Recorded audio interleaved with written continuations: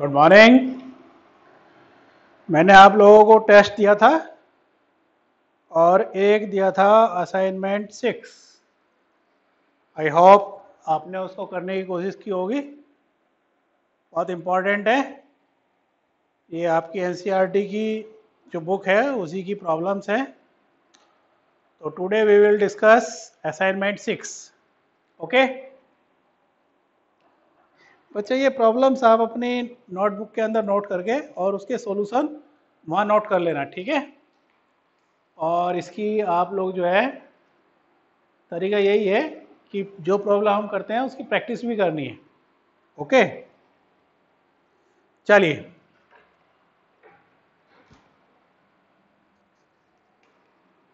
अभी एग्जांपल 1। कोई बल्ब है हमारे पास और उसको हमने जलाया हुआ है 220 वोल्ट की सप्लाई से।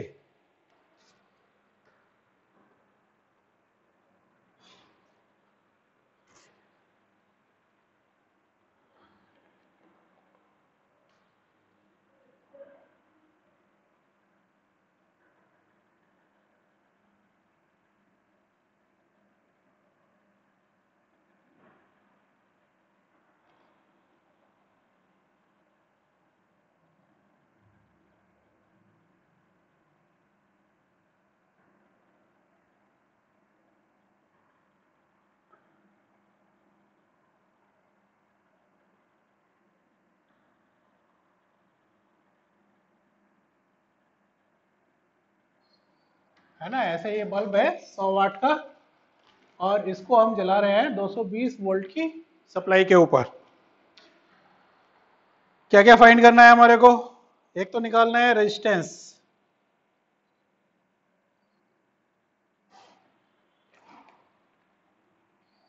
स्रोत की शिखर वोल्टता।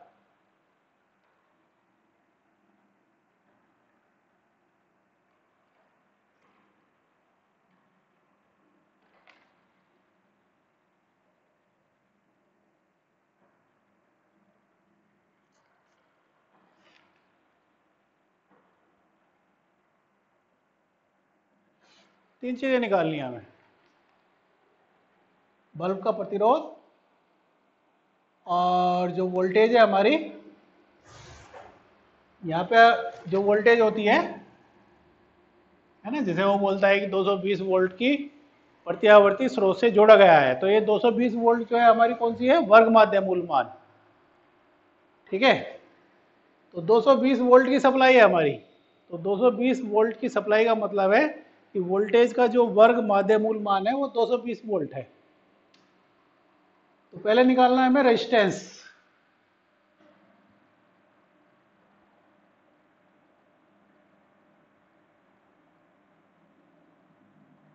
ये फॉर्मूला है हमारे पास, P बराबर we square upon are.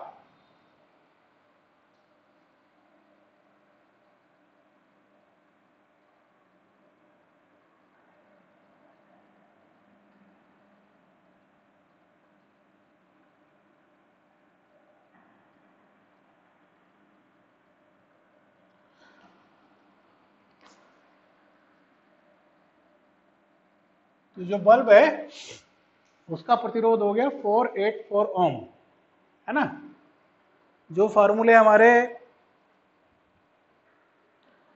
Simple परिपथ में थे डीसी सप्लाई के ऊपर, वही फार्मूले यहाँ पे यूज होते हैं, थोड़ा सा उसमें चेंज हो जाता है ना।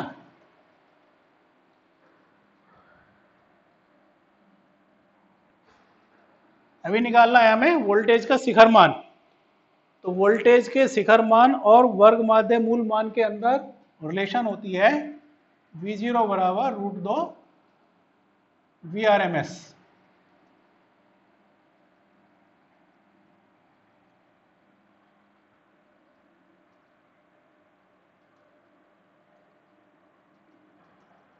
इसको हम मल्टीप्लाई करें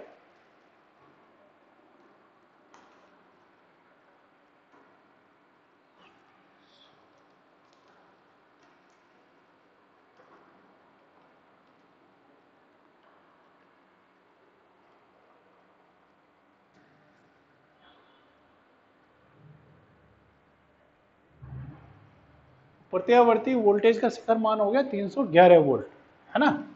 ऐसे ये वोल्टेज है प्रत्यावर्ती वोल्टेज, इसको शिखर मान बोला जाता है, ठीक है।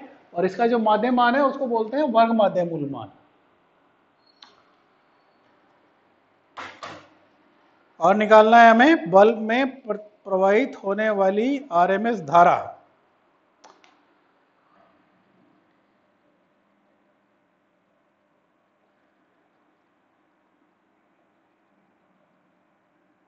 तो I बराबर होता है V अपॉन R, है ना। तो I RMS के साथ हम लेंगे VRMS, है ना। VRMS फॉर्मूला वही है, I बराबर V अपॉन R, बस इसकी फॉर्म चेंज हो गई, है ना। वर्ग माध्य मूल मान के साथ वर्ग माध्य मूल मान की वोल्टेज आएगी। तो ये वोल्टेज है हमारी 220 और रेजिस्टेंस हो गया इसका 484।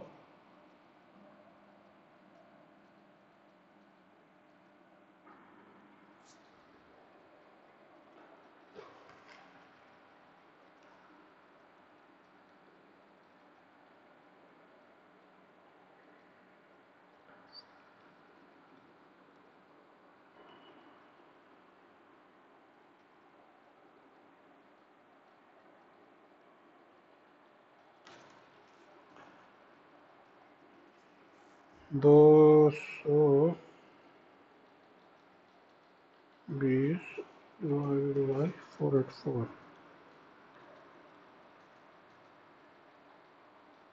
तो 0.45,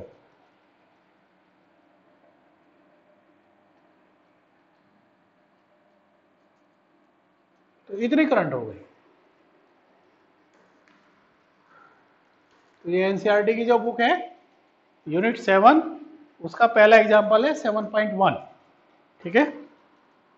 ये ध्यान रखिए जो बोर्ड का पेपर है उसमें मोस्टली जो न्यूमेरिकल आएंगे वो एनसीईआरटी की बुक से ही आएंगे, ठीक है। और जो कंपटीशन होता है वहाँ भी जो क्वेश्चन होते हैं वो मोस्टली एनसीईआरटी की बुक से ही पूछे जाते हैं। So you have to focus on NCERT की जो बुक है उसके ऊपर आप लोगों को फोकस करना है, okay. Okay, now we have to discuss example 7.2।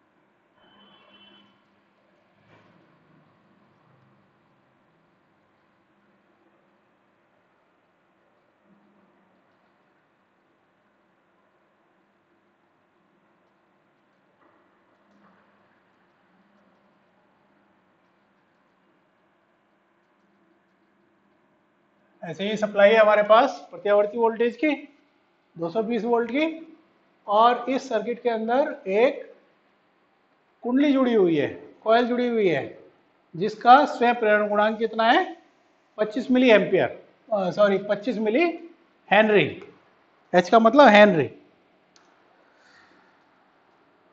और इसकी फ्रीक्वेंसी है 50 हर्ट्स,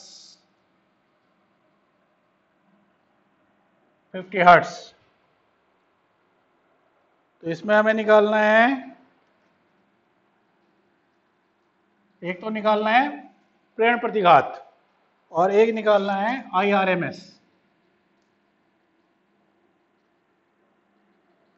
देखिए बच्चों, फार्मूलों के ऊपर जितनी बढ़िया आपकी कमांड होगी उतनी जल्दी आप न्यूमेरिकल को कर लेंगे, ठीक है ना। तो मैंने पहले भी बोला था आपको, आज फिर बोलता हूँ, जो फार्मूले हैं उसके ऊपर आप फोकस रखिए, उनको याद करिए और लिख लिख के देखिए, ठीक है। टेस्ट भी लिया था मैंने इसका, तो टेस्ट लेने का उद्देश्य ये होता है कि आप फार्मूले याद करें और उनको लिख के देखें, ठीक है, और संभव हो तो मेरे को आप सेंड भी कर सकते हैं। तो प्रेरण प्रतिघात निकालना है।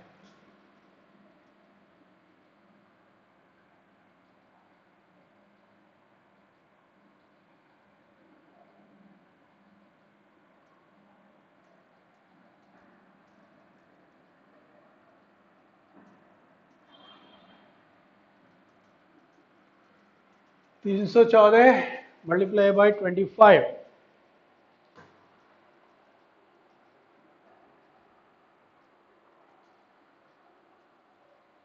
Multiply by 25 7850।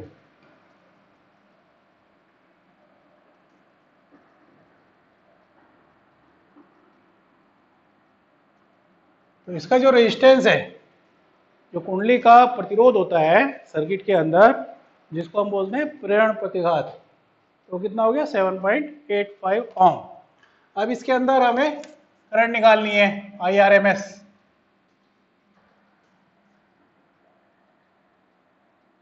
ठीक है ना।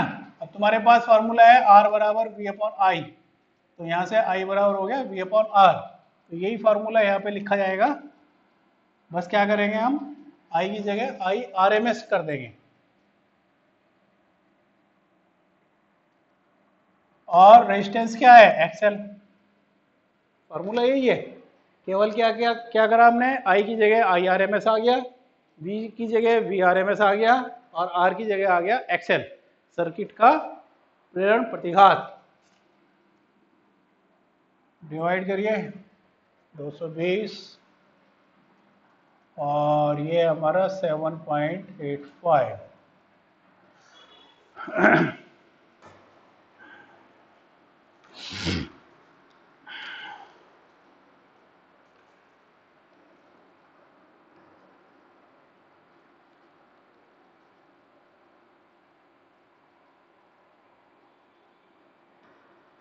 हम्म, 28 एम्पियर आ गया।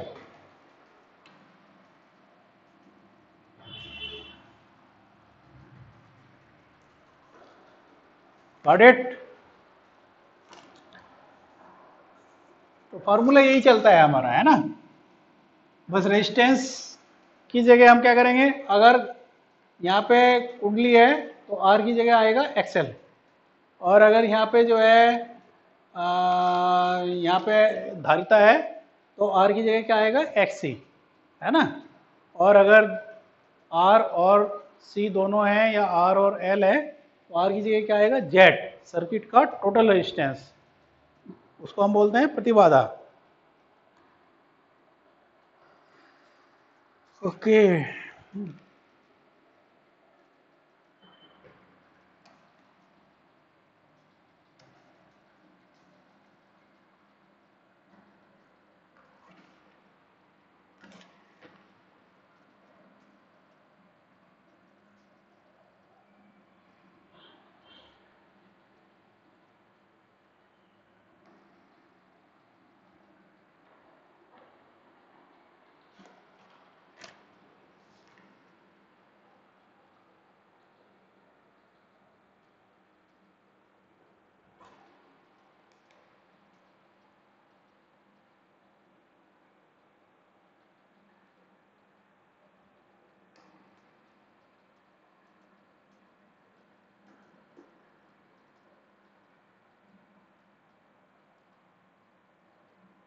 कोई लैंप है, कोई बल्ब है, और वो किसी संधारित्र के साथ सर्किट में जुड़ा हुआ है।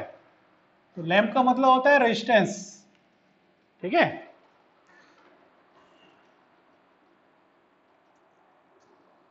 तार होता है उसके अंदर, तो उसको रेजिस्टेंस मानेंगे हम। एक लैंप किसी संधारित्र के साथ श्रेणी क्रम में जुड़ा है। डीसी तथा एसी संयोजन के लिए अपने प्रेक्षण की व्याख्या करो। प्रत्येक प्रकरण में बताइए संधारित्र की धारिता कम करने पर क्या प्रभाव होगा। ओके, तो मान लिया इसको हमने पहले जोड़ा डीसी के साथ, ठीक है, डीसी सप्लाई के साथ जोड़ा इस लैंप को। तो जो संधारित्र होता है, जब हम इसको जोड़ेंगे तो ये चार्ज होना शुरू हो जाएगा, और जब एक बार ये फुली चार्ज हो जाएगा तो सर्किट में करंट बहनी बंद हो जाती है। जब सर्किट में करंट बहनी बंद हो जाएगी तो ये लैंप बुझ जाएगा, है ना। अब वो बोल रहे हैं कि हमने इसका C की वैल्यू को, जो इसकी धारिता है, C की वैल्यू को कम कर दिया। तो C की वैल्यू को कम करने पे इस पे कोई प्रभाव नहीं पड़ेगा, लैंप बुझ गया तो बुझ गया, है ना।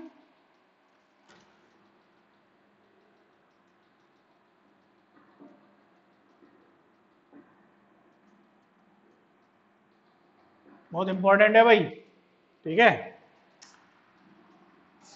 May be asked in your UP board exam. संधारित्र को डीसी से जोड़ने पर संधारित्र आवेशित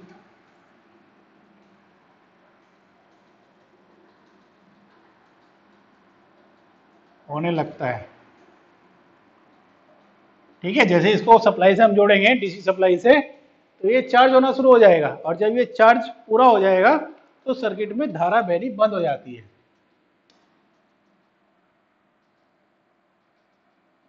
पूर्ण आवेशित होने पर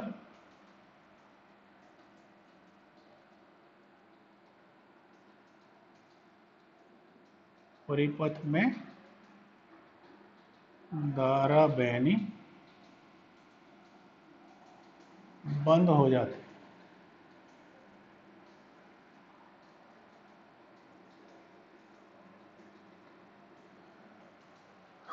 अतः C का मान, C का मतलब धारिता, कम करने पर बल्ब पर कोई प्रभाव नहीं पड़ता।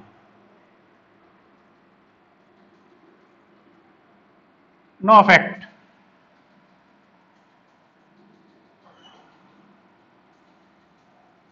है ना। उसके पूछने का मतलब ये है कि बल्ब जोर से ज्यादा जलेगा, कम जलेगा या नहीं जलेगा। तो बल्ब जो है हमारा नहीं जलेगा, जो लैंप है वो दोबारा रेस्पॉन्स नहीं करेगा, बंद हो गया तो बंद हो गया, है ना।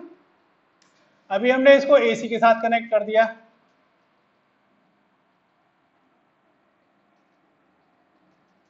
है ना।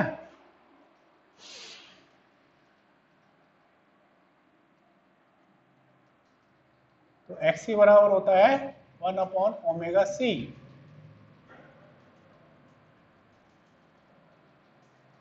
यानी C को कम करोगे तुम, अगर C को हम कम करेंगे तो क्या होगा, हमारा जो XC है धारितीय प्रतिघात, ये बढ़ेगा। C को कम करने पे धारितीय प्रतिघात बढ़ेगा, है ना। और Z बराबर होता है √R² प्लस XC², ठीक है। तो C को कम करा तो XC बढ़ा, XC बढ़ा तो Z बढ़ा, और I बराबर होता है V/Z, है ना। तो Z बढ़ेगा तो धारा सर्किट में कम हो जाएगी, इसके अंदर सर्किट में धारा कम हो जाएगी, ठीक है। और P बराबर होता है V² I के ऊपर I² इंटू R,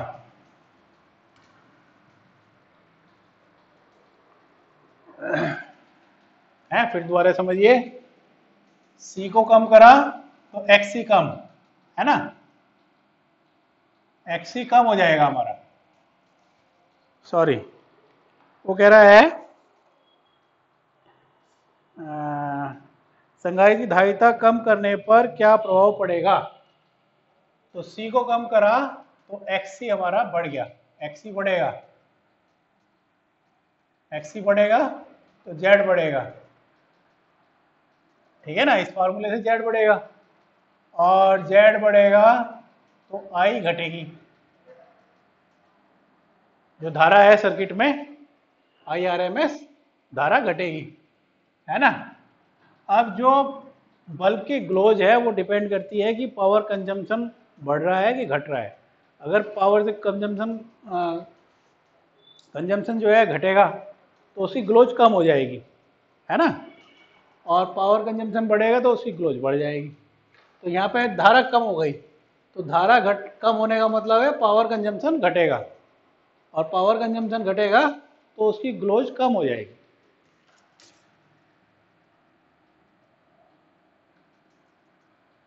पी का मतलब पावर, अतः स्पष्ट है।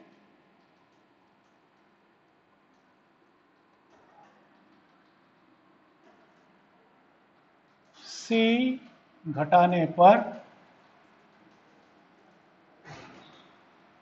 बल्ब की चमक कम हो जाएगी। मोस्ट इंपॉर्टेंट,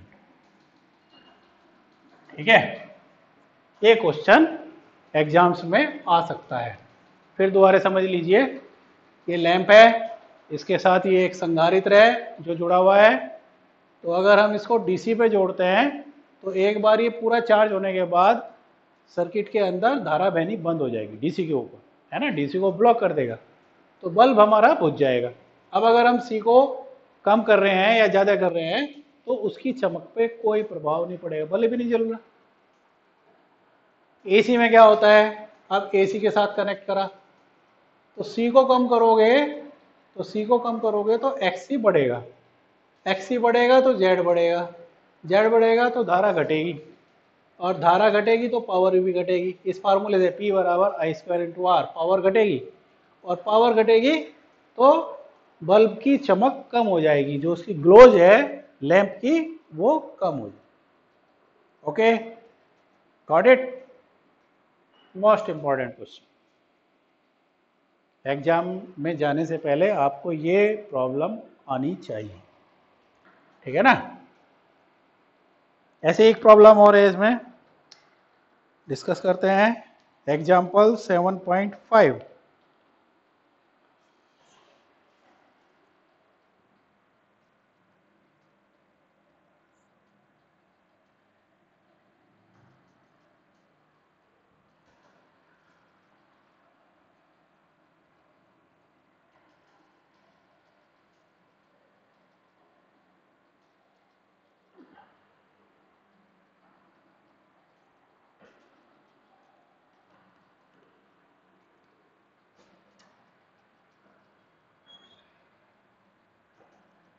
एग्जाम्पल सपोर्ट,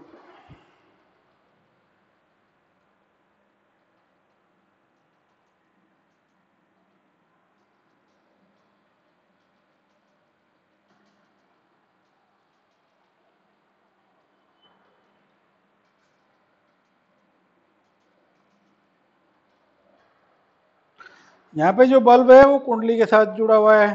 फिर वो बोल रहा है स्विच को बंद करके कुछ समय पश्चात एक लोहे की छड़ को कुंडली में प्रवेश कराते हैं। एक लोहे की छड़ है, इसको कुंडली के अंदर प्रवेश कराते हैं लोहे की छड़ को, ठीक है।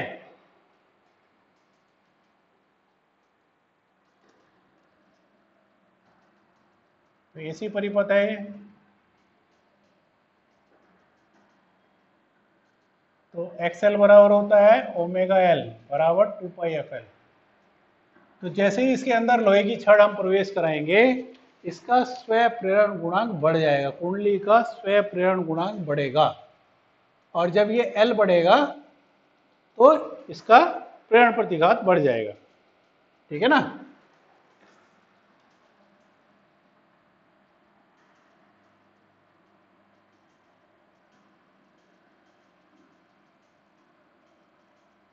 एक्सएल बढ़ेगा,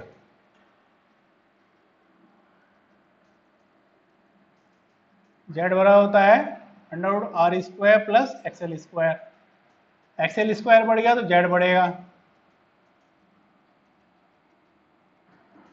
ठीक है, सर्किट का जो टोटल रेजिस्टेंस है उसको हम बोलते हैं प्रतिबाधा।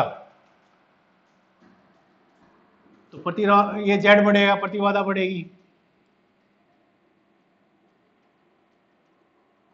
अब आई बराबर होता है वी अपॉन जेड, है ना। तो जेड बढ़ेगा तो धारा घटेगी, आई घटेगी। सर्किट के अंदर जो करंट फ्लो कर रही है वो डिक्रीज करेगी। अब पावर होती है P बराबर आई स्क्वायर इंटू आर।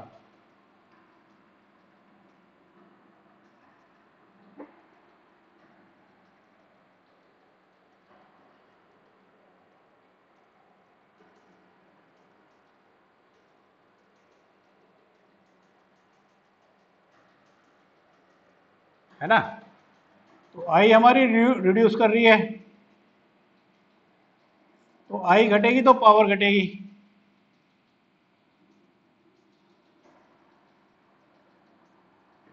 पी घटेगा, है।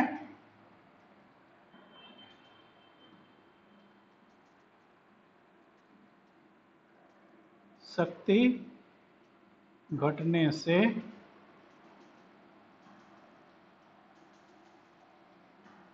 बल्ब की चमक कम हो जाती।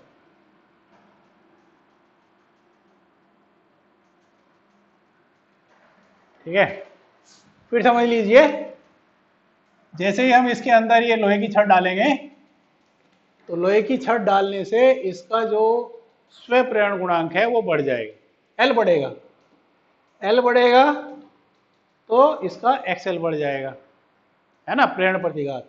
एक्सएल बढ़ेगा तो जेड बढ़ेगा, जेड बड़ा होता है under root R square plus XL. ठीक है, जेड बढ़ेगा तो धारा कम हो जाएगी, सर्किट के अंदर जो प्रत्यावर्ती धारा बह रही है वो कम हो जाएगी, और आई घटेगी तो सर्किट में पावर घट जाएगी। पी बड़ा होता है आई स्क्वायर इंटू आर, पावर हमारी घट जाएगी। है, ये भी लगा। पावर घटने से क्या होगा, पावर घटेगा तो उसका जो बल्ब है उसकी ग्लोज कम हो जाएगी। ठीक है, ओके। तो ये जो दो क्वेश्चन है, धारिता वाला और ये कुंडली वाला, ये दोनों क्वेश्चन बहुत इंपॉर्टेंट है। ठीक है, आई होप आपकी मुलाकात इन दोनों क्वेश्चन से एग्जाम के अंदर हो सकती। ठीक है, तो आप इन्हें तैयार करिए।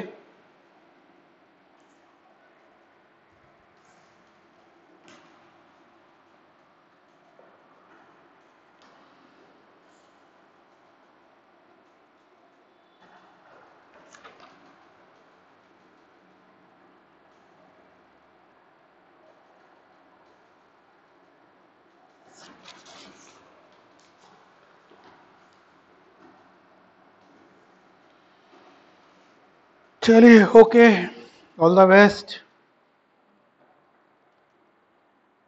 जो फार्मूले मैंने समरी में दिए हुए हैं आपको, उनकी अच्छे से प्रैक्टिस करिए, और जो आपके पास बुक है एनसीईआरटी की या कोई भी बुक है उससे न्यूमेरिकल करने की कोशिश करिए। ठीक है ना, जब तक आप अपने आप नहीं करेंगे तब तक आपका थॉट प्रोसेस शुरू नहीं होगा, आपको समझ में नहीं आएगा। है ना, कोई प्रॉब्लम आती है you can ask. Okay, all the best, good day.